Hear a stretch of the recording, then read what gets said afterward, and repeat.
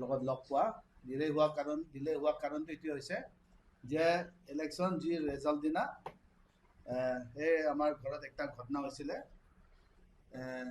8টাকৈ যিটো পেট্ৰল বম ঘৰত পেলাইছে ঘৰ জুই জ্বলাবলৈ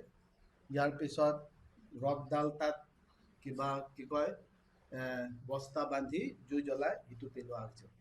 এইবিলাক গোটেই ঘটনা হোৱাৰ কাৰণে পুলিচ লগৰ ব্যস্ত হৈছে যিয়ে হওক সেইটো হ'ব নালাগিছিলে সেইটো ইলেকশ্যন হাৰিব জিকিব সেইটো একটা প্ৰক্ৰিয়া হয় সেইটো কাৰণে আপোনালোকক মতাটো এইটোৱে যে গোটেই ইলেকশ্যন ৰিজাল্ট যিয়ে হওক যে আমি এইটো যিসকলে আমাক ৰেছপন্স দিছে আমাক ভোট দিছে সকলো আৰু আমাৰ যিকেইটা কৰ্মী আমাৰ লগত আছিলে ইমান কষ্টকৈ কাম কৰিছে সকলোকে আমি ধন্যবাদ দিছোঁ আৰু আমাৰ যুঁজ ভালেমান কিবা হৈছে কঠিন হৈছে কাৰণ আমাৰ তাত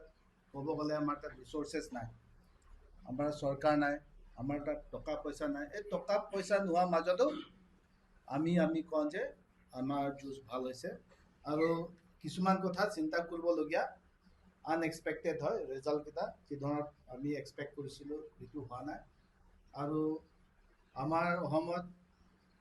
যিটো প্ৰেডিকশ্যন মতে যদি চাই ৰিজাল্ট যিটো পাইছে আমাৰ চিফ মিনিষ্টাৰো প্ৰেডিক্ট কৰিছে ইমান হ'ব ৱৰ্ছ হ'লে 88 হ'ব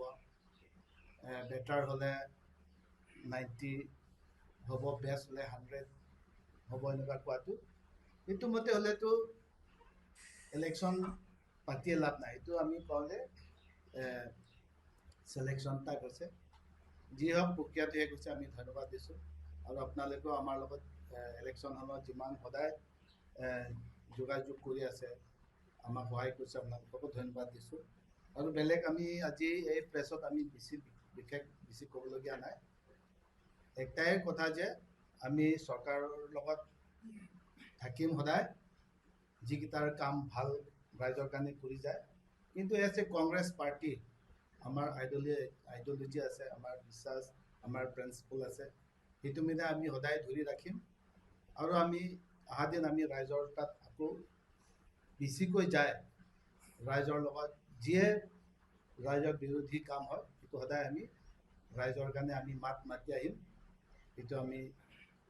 সেইটোৱে আমাৰ কিবা থাকিব কি কয় সিদ্ধান্ত থাকিব আৰু সেই ইলেকশ্যনত যিসকলে জিকিছে আমি কংগ্ৰেচুলেশ্যন দিছোঁ আৰু জনসাধাৰণ ৰাইজখনে ভালকৈ কাম কৰি যায় যাতে যেন আগৰ দিনৰ নিচিনা নানা ধৰণৰ মানুহসকলক যি পে'মেণ্ট দিব লাগে কণ্ট্ৰেক্টাৰ পে'মেণ্ট নাই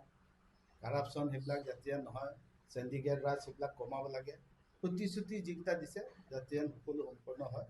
সেইটো আমি বিচাৰিছোঁ আৰু কাৰ্বি আংলং ডিষ্ট্ৰিক্ট কংগ্ৰেছ হিচাপে আমি সকলো যিটো ৰাইজৰ যিটো প্ৰয়োজনত